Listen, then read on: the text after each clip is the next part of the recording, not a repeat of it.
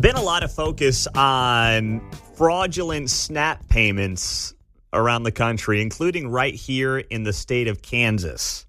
And what you had in the last few days was the Speaker of the House, Dan Hawkins, putting out a press release accusing Governor Laura Kelly of cover-up, of waste, fraud, and abuse in the Kansas SNAP program. That's, of course, food stamps. Here to talk about it, Dave Trabert, Kansas Policy Institute on 95.7 FM. Dave, this story is getting more attention locally, but of course you're not hearing a lot of it from your traditional news media outlets in Kansas City. Why do you think that is, Dave? Bias. One word answer. Those are the best. Yeah. Oh, no, man. it's. I mean, if you're going to cover the news, you cover the news. You call balls and strikes. You don't shy away from something that might criticize your team. Not that you should have a team in media, but that's the way mainstream media tends to run these days. Governor Laura Kelly will not release data to the federal government for the food stamp program that the feds are paying for. And they're saying, no, you can't have the data. The reason they want the data is Kansas has an extraordinarily high error rate. 12% of the recipients have been determined to be in error. I don't know how they do that, but they say Kansas has one of the highest error rates in the region. So they want to dig into it. They want to find out who's getting food stamps, who doesn't deserve it. And Laura Kelly says, no, you're not allowed to know that. So is Laura Kelly saying no, or is it her minions who are saying no? And if it's her minions, why doesn't she override them and say, no, we're going to comply with the administration's request because we need the federal dollars to keep the SNAP benefits going? It has to be Laura Kelly because her minions would not do this without her permission or say-so. Okay, so with that, what's the next step here? I know that Dan Hawkins is trying to get to the bottom of it. He's also, running for insurance commissioner, right? So he's kind of playing a central role in this whole deal. But what needs to happen next? Well, the ball's in the Fed's court. And they have ways to force the issue. I imagine they will. I don't know what they have planned, but they're not going to sit back and say, okay, never mind. Whether that's withholding some other payments or withholding payments on the SNAP, who knows? But this is going to have to be resolved, and taxpayers are paying for all these people who are getting food stamps who aren't entitled to them. So when you look at the legislature, is there any? I know that they're not in session right now in the legislature, but is there anything that they should be preparing for when they go back to Topeka coming up here in January to make sure that taxpayer money's not being wasted on fraudulent food stamp payments? Well, yeah. I mean, they're going to have to. This is a situation where they're going to probably have to pass legislation to require release. There's a lot of things the legislature can do. They don't have absolute control, but there's things they're going to have to do.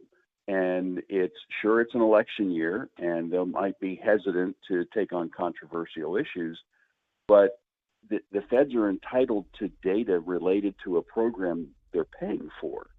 It should be very straightforward. So hopefully it gets resolved long before then. I imagine the feds would step in. They wouldn't wait several months to see what the legislature is going to do.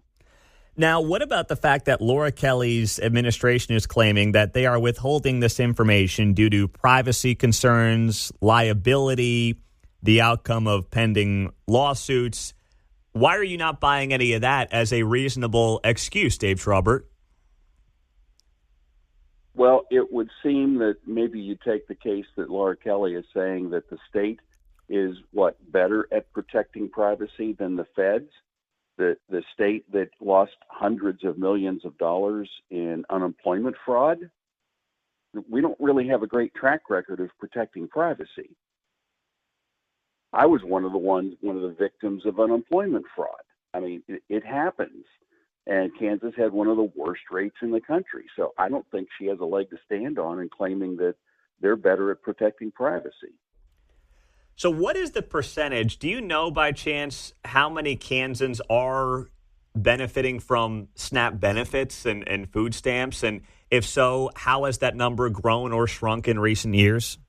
No, I'm sorry, I don't have that data. It's grown. I don't know how much or what that number is, but we're at a point now where if they don't resolve the error rate, the feds are going to cut back on the amount of money they're going to provide. There's going to be basically they're going to charge the state a copay, and not just Kansas. This is for all states.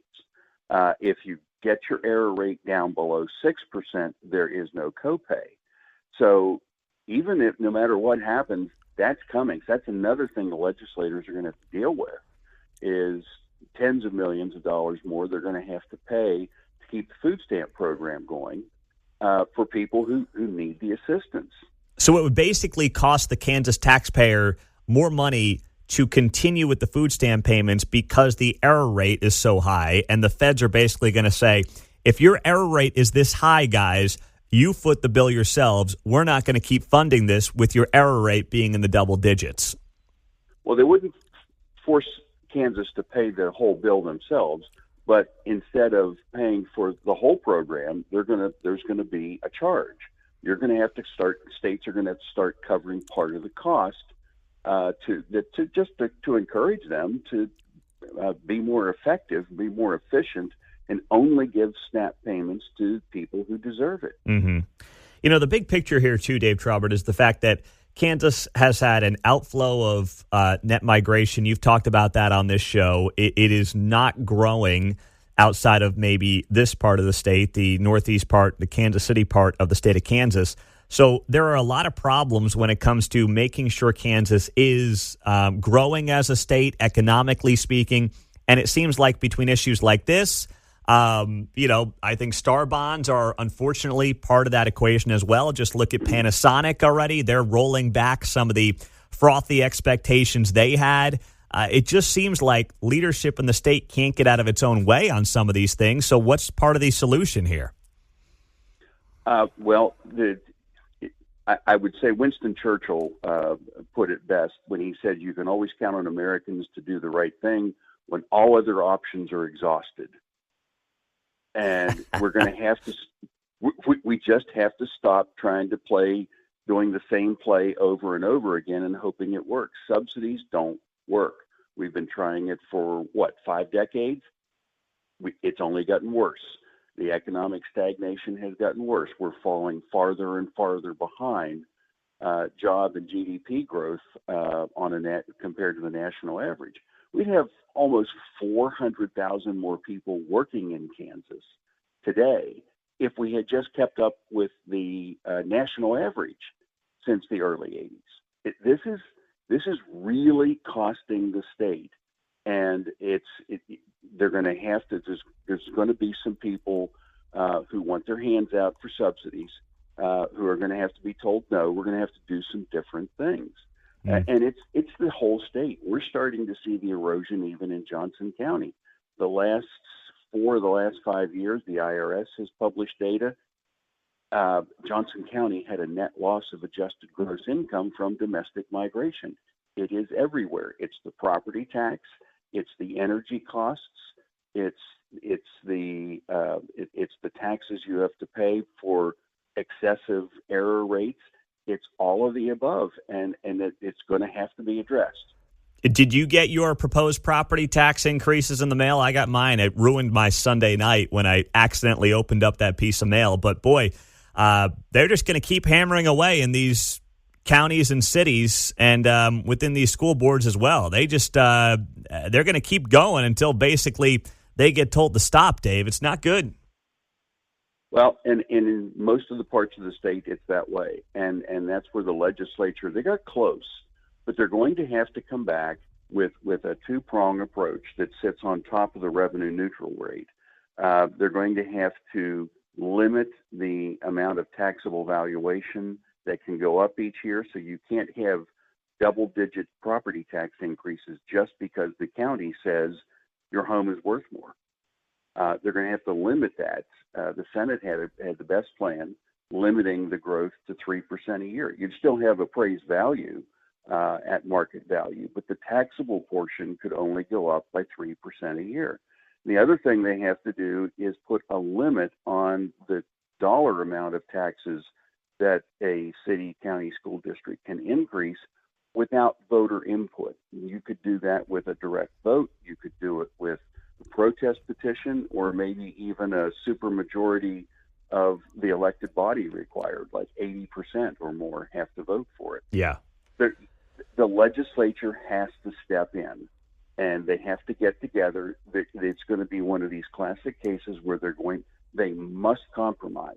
I think both parties know they have to get something done, and in both chambers, the House and the Senate. And they're going to have to put their differences aside, because while they both have legitimate points on why they think their way is better, waiting until they can resolve that is basically saying, I'm sorry, ma'am, you have to move out of your home because we're still searching for the perfect plan. Yeah, and it doesn't exist. Affordability. Yep. It doesn't exist.